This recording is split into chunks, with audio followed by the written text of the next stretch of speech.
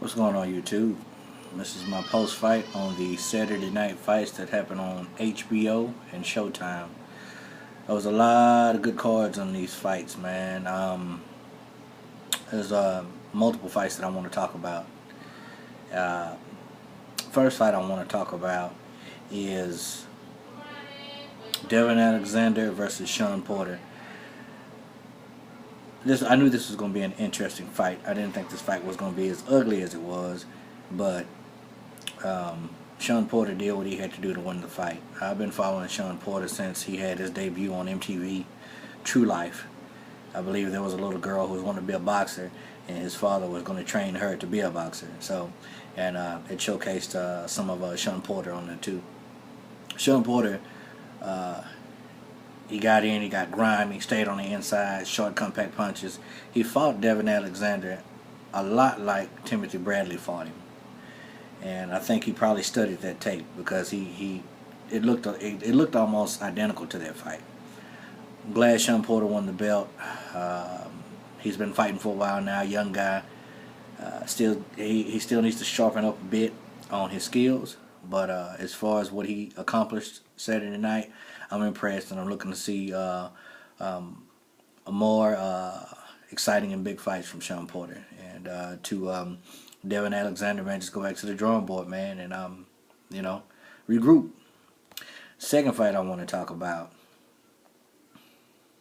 was the best fight of the night to me, which was on, I believe, HBO. Glen Tapia versus James Kirkland. There's a whole lot you can say about this fight. Tapia came out. Number one, let me say this, man. Glen Tapia is a warrior at heart. He took a lot of punishment that a lot of big game fighters couldn't take. He hung in there the first round. He was pretty much beating the brakes off James.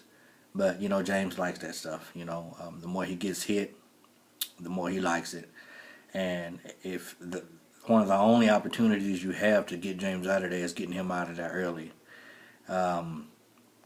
If you can catch him cold, he'll keep coming, but you just have to continue to pile up those knockdowns on him like Machida, or whatever his name is, I can't remember. Guy from Japan did to him. But Glen Tapia was a game fighter. I hope he's healthy and safe, man. He took a beating.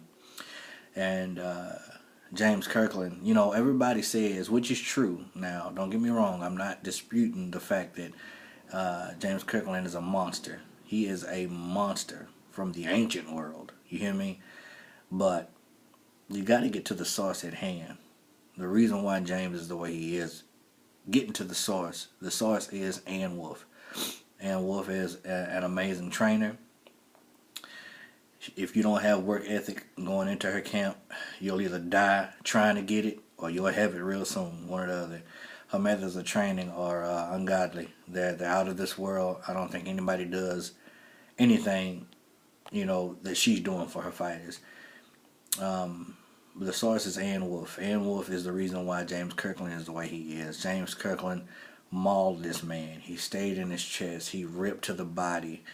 He took his best shots and kept coming. There was literally nothing Glen Tapia could do to get Kirkland out of there that night. Kirkland was in the zone. Now granted, it wasn't very finesseful. James Kirkland is not the best boxer skill-wise in the world, but he is just grimy. He comes in to maul you like a bear. The guy is strong. His will is just almost unbreakable. I'm not saying he's unbeatable because anybody's beatable, but I'm just enamored with his tenacity, his willpower, and his just a monster in him. And Ann Wolfe brings that out of him. So the source is Ann Wolfe. I got to give her credit, and you got to give James credit too for taking that punishment. His hardest accomplishment in winning a fight is his training. If he can get past his training, he can beat whoever you put in front of him. But the key to getting Kirkland out of there is getting him out of there early. If you can do that, more power to you. There were some more fights I want to say. Lamar Russ versus Macklin. I don't think Lamar believed in himself. I don't think he was confident enough in his own ability and skills to go in and beat Macklin. Macklin could have been beat that night. I think Lamar Russ beat himself that night. But all in all, it was a decent fight, and Lamar did have his moments in the fight. But I think Lamar needs to, gain more confidence in himself and his ability, because he is a good boxer. Laura against Trout was kind of boring. I kind of figured Laura was going to beat Trout. I don't know what Trout's going to do. He needs to get a little more aggressive. But, when you're fighting Laura, it's kind of hard to look good against that guy. So, he got the win. And then you have Paulie Malignaggi versus Zab Judah, which was, honestly, I thought Paulie was going to get stopped. I really, before, when I heard this fight was going to take place, I just knew Zab Judah was going to stop Paulie. But Paulie pulled it out, man, and looked pretty good doing it. So, he's still in there. He still doesn't have a lot of punching power. I don't know what Zab's going to do. He needs to do something. But all in all, the fights were very, very good. I'm looking for more fights to come. I'm really looking forward to Marcus Maidana versus Adrian Broner. I'm not a big fan of Adrian Broner. He's just really annoying. But he does have skill. So, but if he beats Marcus Maidana easily, then I can't say too much more about him.